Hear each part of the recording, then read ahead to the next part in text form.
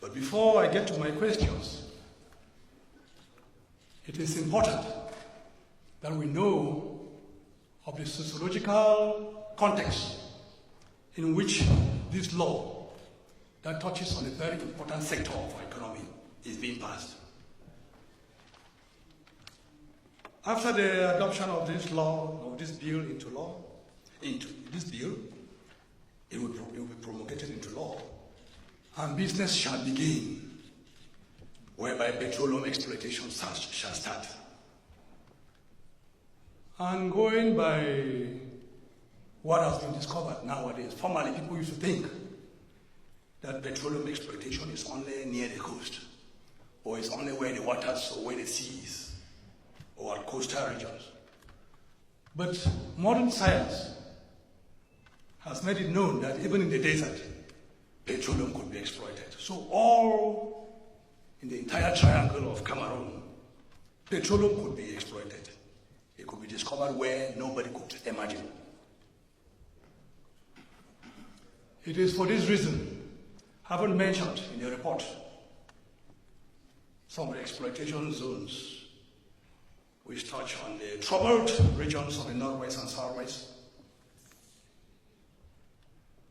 It is important that we address, even if in passing, the sociological situation that operates in those two regions.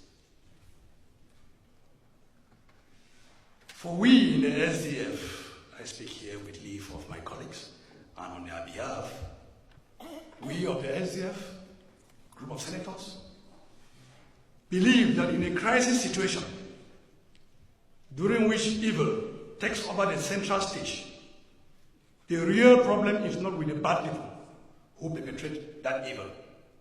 The problem is on the contrary, is with the good people who stay silent while the evil is perpetrated.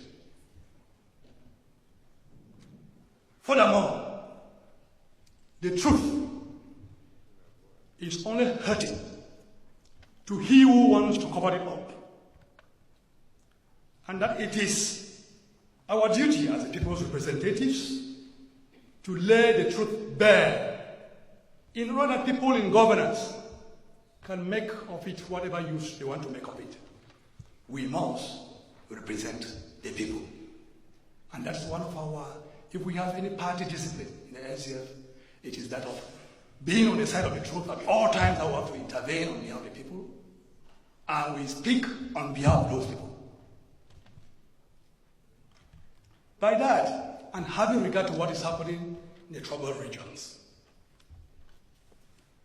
suffice it to say, or permit me to compare it to a hyena of the scrotum that is grown so large. Each time it grows a bit, we adjust the trouser to suit it to cover it up.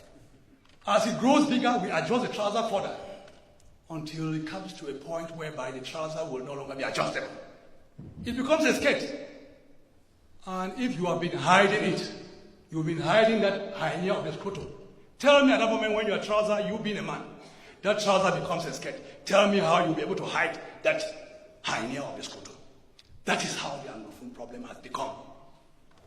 We have been adjusting it as a hyena that grows, and we are cutting and adjusting the trouser to suit it. Until now, it has brought shame to bear on our land, internationally and nationally. Real shame. Off session, I have discussed with some colleagues, senators, and they say we come here and go back, we come here and go back, we don't know about anything that is happening in our zone. Of which it is strange that we as senators, we come here, we come from all over. Why we are meant to be representative of the whole nation is not because they could not get all the 100 senators from Central region. It's not because they could not get all the senators from the North region. It is because we take our experiences, we take our daily experiences to this house, so that each and every one of us, that's what it makes a Cameroon. Each and every one of us, as we go back, we have a feel. After assembly, after tomorrow we'll be ending the session, we have a feel of what Cameroon is in all the 10 regions. But suffice it to say, we have been pretending about it. And it's because some senators challenged me to it. that I've said before asking my questions, I would like to make this observation, which is very important. Last Friday, we witnessed a very interesting scene here. Interesting but sad, whereby some respectable gentleman of this nation, Senator Mukete, I was afraid he was going to faint on this floor, talking about the crisis and talking about what their expectations were. Those are the forefathers of reunification. It was so sad. But then, why should we allow our heroes, the heroes of reunification, always leave the scene with a grudge? He is about leaving the scene. He's the last of the patriots. He's about leaving the scene with a grudge. Frontal moon, they left, and they could not be granted audience till they died. Why should we allow the lone that is representing us, who can speak of how this country came to be, what it is, live too with a grudge? Suffice it to inform my colleagues, senators, Mr. President, we leave, that the indigenous Anglophone Cameroonians are the only Cameroonians who became Cameroonians by choice. No other Cameroonian, be it of the north, south, east, or west, became Cameroonian by choice. We became Cameroonian by choice. And by becoming Cameroonians by choice, many things became changed from the Cameroon that got its independence on the 1st of January 1960. The map of the country changed automatically to include the Anglophone Cameroonian section of it. The flag changed from green, red, yellow to green, red, yellow with 2 stars. The territorial boundaries changed automatically. The national day that hitherto could have been celebrated as 1st of January 1960 became a different date. Multipartyism and all you can name it, it's all been influenced by the English-speaking factor. Why should we downplay it? I am going to it. I have my question, but it is important that we don't come. There are many of the senators, should I inform the House? There are senators here who are internally displaced and they don't go to their areas after leaving from here on Wednesday. And we should always address ourselves to that each time we are talking about Cameroon being as it is. Because the area that make up the Northwest, troubled areas of Northwest and Southwest, shall eventually form part of the petroleum exploitation. And I don't think that petrol will be exploited over spilled blood. That is why it concerns this topic under discussion. That petroleum will not be exploited over the blood of Cameroonians. And that is why we have to address it before talking about this contract. Not yet, Mr. President, with your leave. We are talking about a situation whereby I am living from a region where to live, my dear fellow senators, we're living, I'm talking as somebody who is living by the grace of God. Living is a privilege. And the one who speaks now, could you give me the microphone? I don't know whom you... They have given me the microphone. Nobody has given you a microphone. Let me land. I'm on my feet. I'm a representative of the people. Could you allow me land, sir? You are a senator like me. Let me land. Could you allow me land? I've not landed yet with my questions. Could you allow me land? I'm living from a region. Let me share my difficulties with you. I'm not living a normal life of a senator in my region. I'm internally displaced. And I move over. Living is a privilege. And to die is a rule in the Northwest and Southwest regions. That's why we are all become internally displaced here. Dear senators, we have situations whereby the administrators, they are giving a report of what happens in the field. And they tell the military, I'd like Cameroonians to see you acting the way you act. But I'm talking to, we come from all the entire country. And it's my duty to inform my colleagues what is happening to my region. We have a situation, he says to the military, il faut continuer avec le ratissage. That ratissage means destroy everything to the ground level. That's why you have destruction and burning. Il faut continuer avec le ratissage. We have a situation in Noni where people dug a grave. And they were asked to enter into it, and they were shot dead and buried inside a grave. A whole village in Bamukumbi, Balikuma subdivision, has been razed down. Balikumbat, where I come from. A quarter was swept by fire, and somebody escaping from fire was shot and thrown into the fire. A whole quarter was brought down. I wrote complaint about the military, and I was told that if they don't investigate, what will I do? In Batu, after killing a lady, a landmine was placed under the corpse. And when the family came to take the corpse for burial, it exploded, killing more and wounding others. That's the situation we're living in the Northwest region. And it is important for me to let my colleague senators understand. Very important. Mr. President, the way to look for a lasting solution to this problem, in order we can have peace can return, is for us to revisit our past, to say, where did we go wrong? Can we apologize, if need be? Can we make a way forward by looking at our past to see where we went wrong and to see how we can correct the past in order to know where we belong and determine where we go to? That said, Mr. Minister,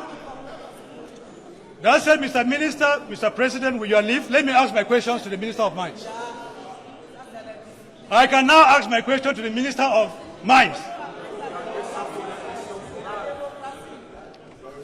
I'm a lawyer and a senator in this house. And I would like, ladies and gentlemen, I would like that the population that we represent should see to the reaction. Monsieur, les sénateurs, tout ce que vous dites ne figurera pas au procès verbal. Let me ask my questions, Mr. President. I have my questions and I have a right to ask them. Can I now go to my questions? A senator cannot stop another senator from talking. No parliamentarian can stop another parliamentarian from talking.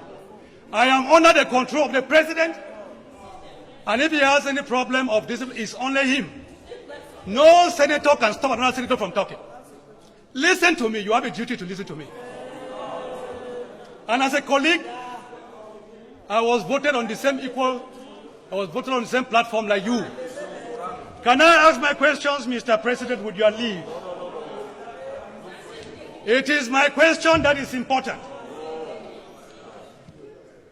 I will want the head of state, Mr. President, to be told one thing to avoid as far as leadership is concerned. To avoid praise singers, people who sing his praise, what they call griots. That's the first person to avoid. Secondly, people who expect something from him in terms of appointments, benefits, and goodies, they should be avoided.